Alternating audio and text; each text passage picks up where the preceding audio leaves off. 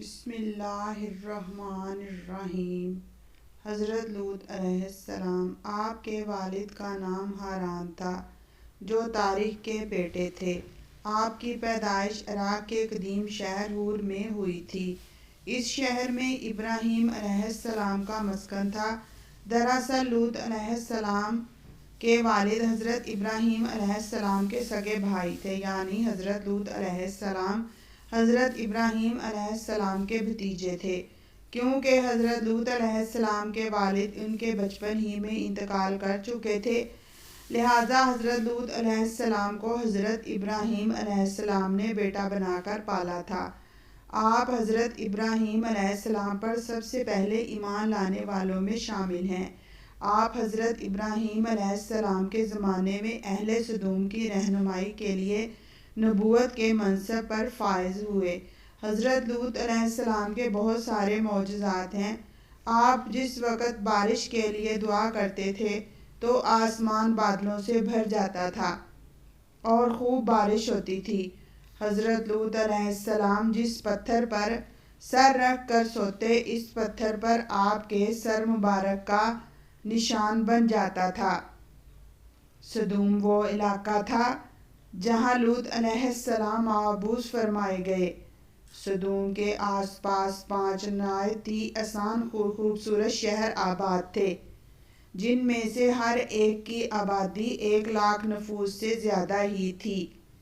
یہ علاقہ نہایت سرسبز و شاداب اور قدرت کی فیاضی کا حسین شاہکار تھا۔ یہاں باغات کی کثرت تھی، لہلہاتی کھیتیاں یہاں کی شان تھیں۔ اردن، شام اور اسرائیل کے درمیان بسا ہوا یہ علاقہ نہایت ہی خوبصورت تھا۔ وہاں طرح طرح کے اناج، پھل بکثرت پیدا ہوتے تھے، اور یہی وجہ تھی کہ آس پاس کی بستیوں کے لوگ بھی اپنی معاشی اور غذائی ضروریات پوری کرنے کے لیے ان بستیوں کی طرف آتے تھے۔ مگر یہ بات اہل سدوم کے لوگوں کو بالکل بھی پسند نہ تھی۔ ان کے خیال میں ان کی بستیوں میں پیدا ہونے والے پھلوں، اناجوں اور سبزیوں پر صرف ان کا حق تھا۔ وہ نہیں چاہتے تھے کہ دوسری بستیوں کے لوگ ان کے علاقے میں آئیں۔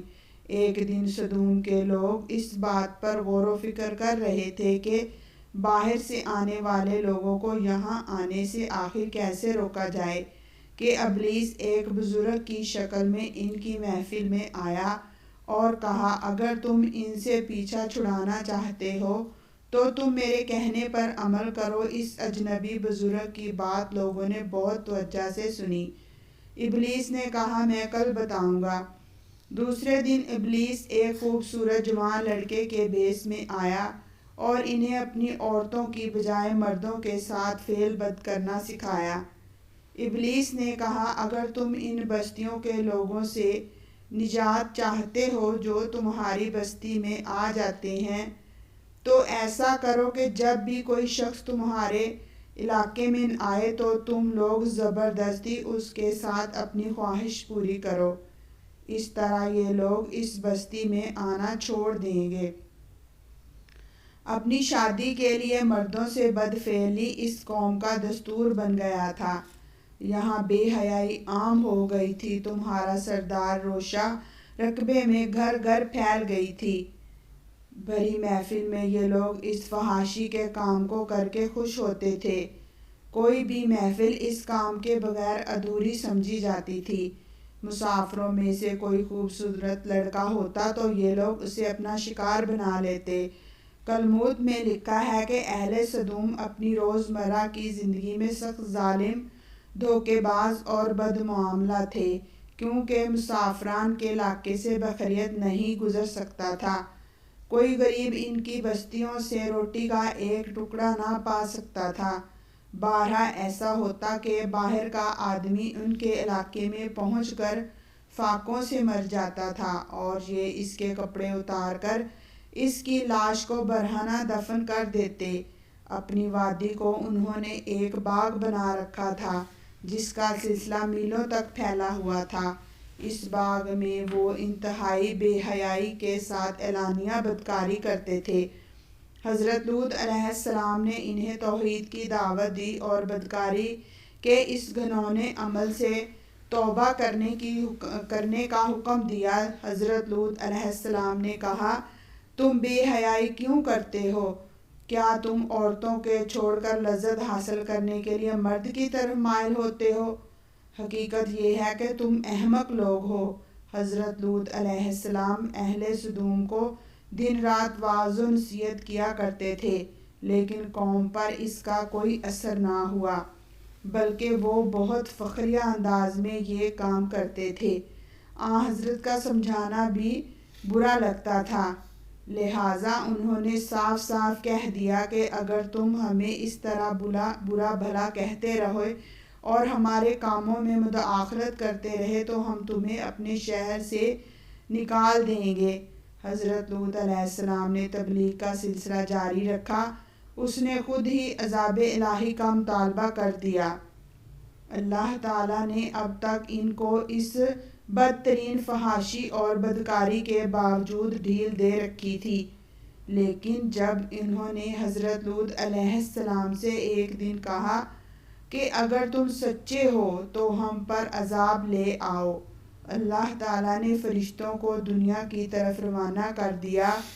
یہ فرشتے دراصل حضرت جبرائیل، میکائیل اور اسرافیل علیہ السلام تھے۔ پھر یہ فرشتے حضرت لوط علیہ السلام کے گھر تشریف لے آئے۔ حضرت لوط نے جب ان خوبصورت نوعمر لڑکوں کو دیکھا تو سخت گھبراہٹ اور پریشانی میں مبتلا ہو گئے۔ انہیں یہ خطرہ محسوس ہوا کہ اگر ان کی قوم کے لوگوں نے دیکھ لیا تو نہ جانے کیا سلوک کریں گے۔ حضرت لوط علیہ السلام کی بیوی کا نام وعلا تھا۔ اس نے آپ پر ایمان نہ لایا تھا، وہ دراصل منافقہ تھی اور کافروں کے ساتھ تھی، لہٰذا اس نے جا کر اہل سدوم کو یہ خبر دے دی کہ ہمارے گھر نوجوان لڑکے مہمان ٹھہرے ہوئے ہیں۔ یہ سن کر بستی والے دوڑتے ہوئے حضرت لوط کے گھر پہنچے۔ حضرت لوط علیہ السلام نے کہا، اے قوم، یہ جو میری قوم کے لڑکے ہیں یہ تمہارے لیے جائز اور پاک ہیں۔ اللہ سے ڈرو اور مجھے میرے مہمانوں کے سامنے رسوا نہ کرو۔ کیا تم میں سے کوئی بھی شائستہ آدمی نہیں؟ حضرت لوط علیہ السلام کی بات سن کر وہ لوگ بولے، تم بخوبی واقف ہو کہ ہمیں تمہاری بیٹیوں سے کوئی حاجت نہیں، اور جو ہماری اصل چاہت ہے اسے تم بخوبی واقف ہو۔ قوم لوط علیہ السلام کے اس بے شرمانہ جواب سے اندازہ لگایا جا سکتا ہے کہ وہ بدفعلی کے اس کام میں کس حد تک مطلع ہو چکے تھے۔ جب حضرت لوط علیہ السلام کی قوم ان کے گھر کی طرف دوڑتی ہوئی آئی تو حضرت لوط علیہ السلام نے گھر کے دروازے بند کر دیے اور ان نوجوانوں کو ایک کمرے میں چھپا دیا۔ ان بدکردار لوگوں نے آپ کے گھر کا گھیراؤ کیا ہوا تھا اور ان میں سے کچھ گھر کی دیوار پر بھی چڑھنے کی کوشش کر رہے تھے۔ حضرت لوط علیہ السلام اپنے مہمانوں کی عزت کے خیال سے بہت زیادہ گھبرائے ہوئے تھے۔ فرشتے یہ سب منظر دیکھ رہے تھے۔ جب انہوں نے حضرت لوط علیہ السلام کو بے بسی اور پریشانی کے عالم میں دیکھا تو حقیقت سے پردہ اٹھاتے ہوئے یوں فرمایا، ہم تمہارے رب کے بھیجے ہوئے فرشتے ہیں، یہ لوگ ہرگز تم تک نہیں پہنچ سکیں گے۔ ابھی کچھ رات باقی ہے، تم اپنے گھر والوں کو لے کر چلے جاؤ اور تم میں سے کوئی شخص پیچھے مڑ کر نہ دیکھے۔ پہلے سے دو سدوم حضرت لوط علیہ السلام کے گھر کا دروازہ توڑنے پر بضد تھے، لہٰذا حضرت جبرائیل علیہ السلام نے گھر سے باہر نکل کر اپنے پر کا ایک کونا انہیں مارا، جس سے ان کی آنکھوں کے ڈیلے باہر آ نکلے اور ساروں کی آنکھیں زائل ہو گئیں۔ یہ خاص عذاب ان لوگوں کو پہنچا جو حضرت لوط علیہ السلام کے پاس بدنیتی سے آئے تھے۔ حضرت لوط علیہ السلام حقیقت حال جان کر مطمئن ہو گئے اور اپنے گھر والوں کے ساتھ رات کو نکل کھڑے ہوئے۔ بیوی بھی ان کے ساتھ تھی، لیکن کچھ دور جا کر وہ واپس اپنے قوم کی طرف پلٹ گئی اور قوم کے ساتھ جہنم رسید ہو گئی۔ صبح کا آغاز ہوا تو اللہ کے حکم سے حضرت جبرائیل علیہ السلام نے بستی کو اپنے پر سے اکھاڑ دیا اور پھر اپنے بازو پر رکھ کر آسمان پر چڑھ گئے، یہاں تک کہ آسمان والوں نے بستی کے کتے کے بھونکنے اور مرغوں کے بولنے کی آوازیں سنی۔ پھر اس کو زمین پر دے مارا، جس کے بعد ان پر پتھروں کی بارش ہوئی۔ ہر پتھر پر مرنے والوں کا نام لکھا ہوا تھا۔ جب یہ پتھر ان کو لگتے تو سر پاش پاش ہو جاتے۔ صبح سویرے ہونے والا یہ عذاب اس اشراق تک پوری بستی کو نیست و نابود کر چکا تھا۔ قوم لوط کی خوبصورت بستیوں کو اللہ نے ایک انتہائی بدبودار اور سیاہ جھیل میں تبدیل کر دیا تھا، جس کے پانی سے رہتی دنیا تک کوئی فائدہ نہیں اٹھایا جا سکتا۔ سمندر کے اس حصے میں شہر تباہ ہوا تو اس وقت لوگ روزمرہ کے معاملات میں مشغول تھے۔ قوم لوط ختم ہو گئی تھی، ان کو پتھر بنا دیا گیا تھا۔ ان کے برد کردار جسم ابھی تک بحیرہ مردار کے پاس موجود ہیں، جو قیامت تک لوگوں کے لیے ایک عبرتناک سبق ہے۔ آج یورپی ممالک میں انسانی آزادی کے نام پر اس بدکاری کی اجازت دی جاتی ہے اور اس طرح اس مکروہ فعل کو فخر سمجھا جاتا ہے، مگر حقیقت یہ ہے کہ ہم جنس پرستی بالکل فطرت کے خلاف ہے، جس سے انسانی معاشرہ تباہ و برباد ہو جاتا ہے۔ روایتوں کے مطابق ایک مرتبہ حضرت سلیمان علیہ السلام نے شیطان سے پوچھا تھا کہ اے اللہ کے نزدیک سب سے بدترین عمل کیا ہے؟